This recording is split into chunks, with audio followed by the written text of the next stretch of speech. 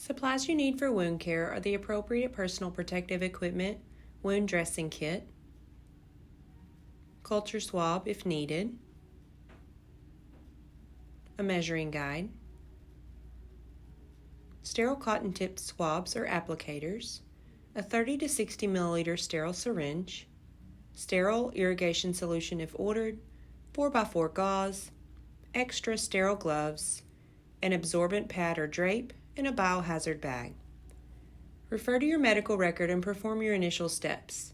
Be sure to identify your patient and verify any allergies. Raise the bed to a working level.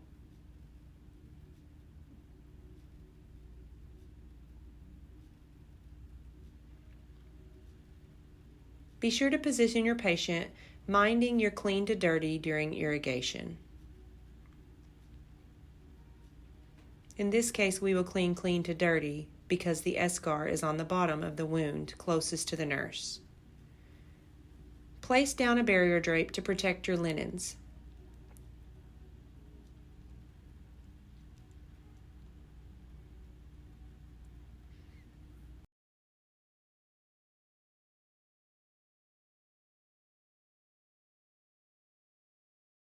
Prepare your biohazard bag and place within easy reach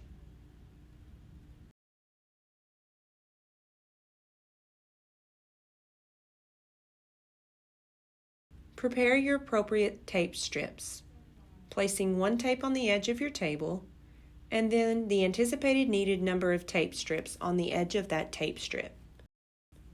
Don clean gloves and begin by removing the old dressing.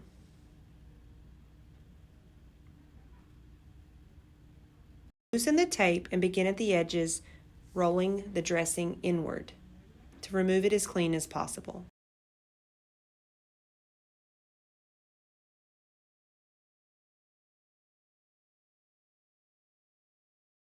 Examine for drainage and note that. Remove each layer of the dressing one by one, examining each piece thoroughly. Last, remove the packing.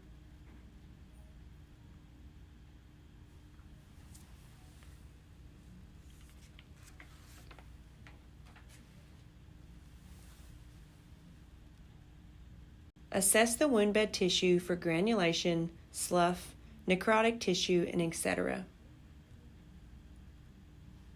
Then prepare to measure with your applicators. Measure the wound height, width, and depth using the measuring device and the cotton-tipped applicators. Be sure to use your applicators to measure any tunneling or undermining of the wound edges.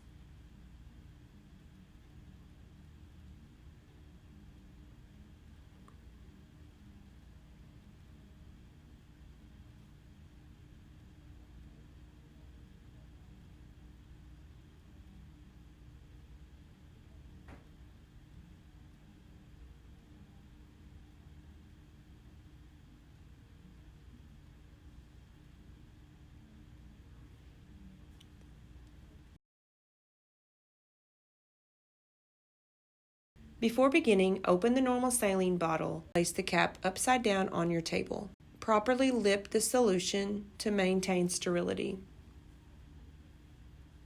Open your dressing change kit using sterile technique.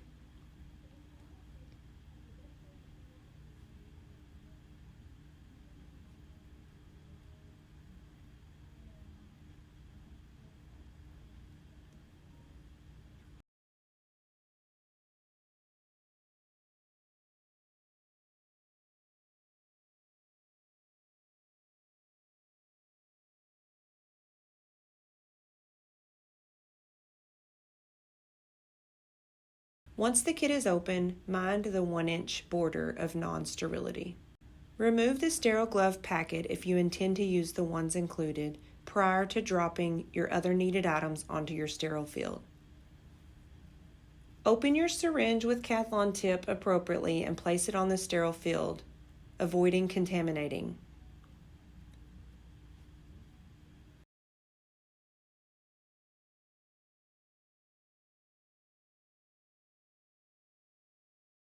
Do the same with your wound culture swab and drop it on your sterile field as well.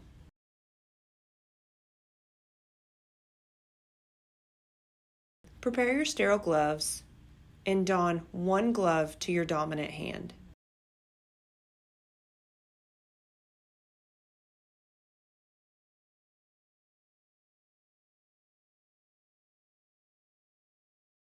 At this point, place your non-dominant or dirty hand behind your back and begin to remove the items from your sterile kit.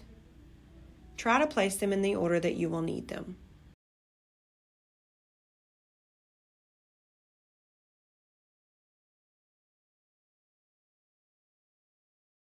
Something not noted here that is a helpful hint to keep this sterile glove sterile while you're utilizing your kit is to leave the flap placed over your non-dominant sterile glove.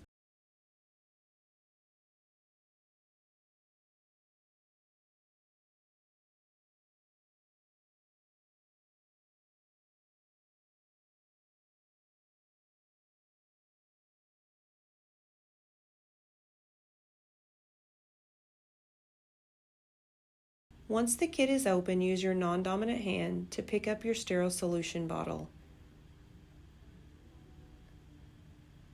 You want to pour the solution in a sterile manner in at least 2 of the basins. In this example, we pour in all 3 just in case.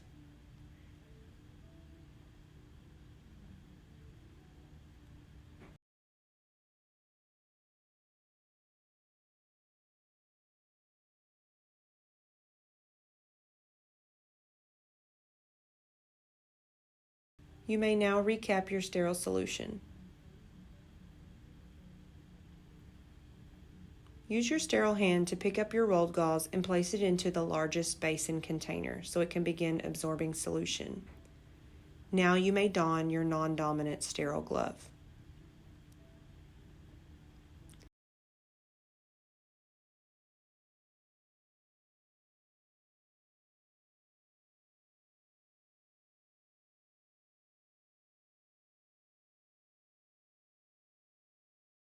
Once you have both sterile gloves on, you are now ready to irrigate your wound. Pick up your irrigation syringe and draw solution out of one of the vacant basin containers.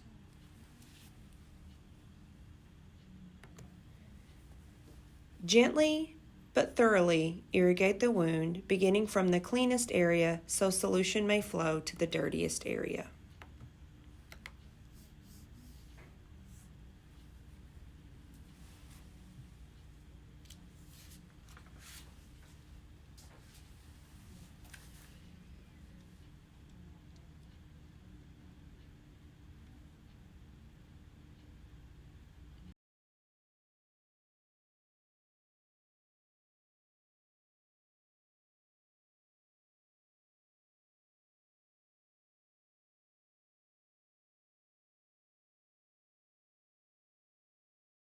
Once you have thoroughly irrigated, you may use your forceps and a dry 4x4 gauze to blot the edges of your wound, using a new 4x4 for each area. If you drop a gauze as seen here, you may have an assistant pick it up and place it in the biohazard bag for you.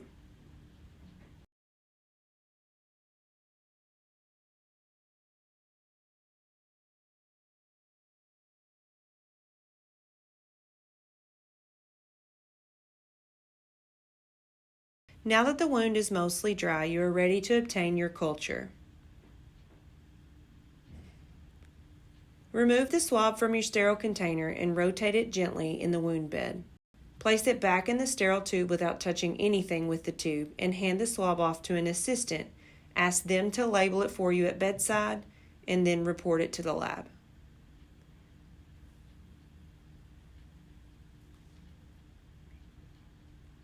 Now you're ready to begin wound care. Picking up the gauze, squeeze it gently and try to ensure that all the drips are gone before moving it across your sterile field.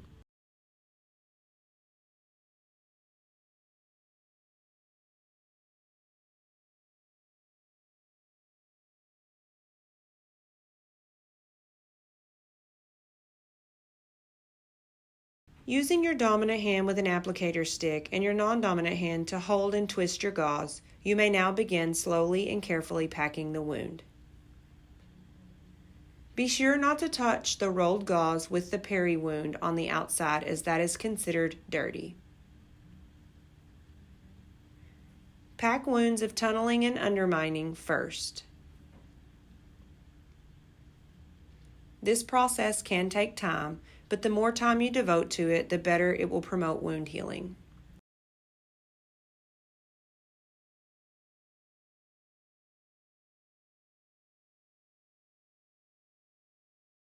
Continue to pack and twist your gauze, and be sure not to get the gauze too far away from your patient, as sometimes you may accidentally touch other items or the peri wound with the sterile gauze.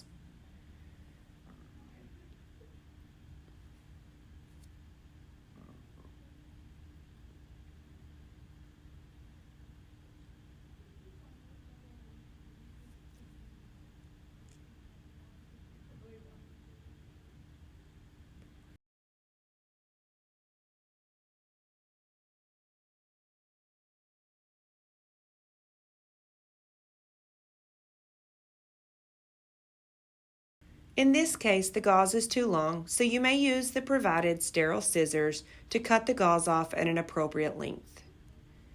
Then place dry 4x4s from your sterile kit on top of the rolled gauze, and be sure not to overlap more than 1 inch.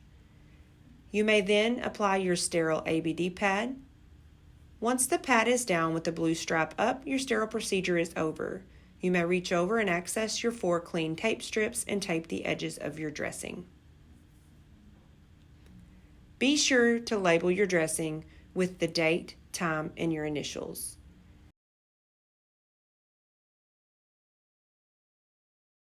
Remove your gloves and clean the area, and ensure your patient is in a position of comfort and safety.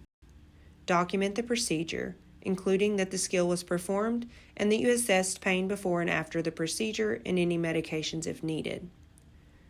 Include the drainage noted and wound characteristics, wound measurements, the irrigant and packing used, and the dressing coverage.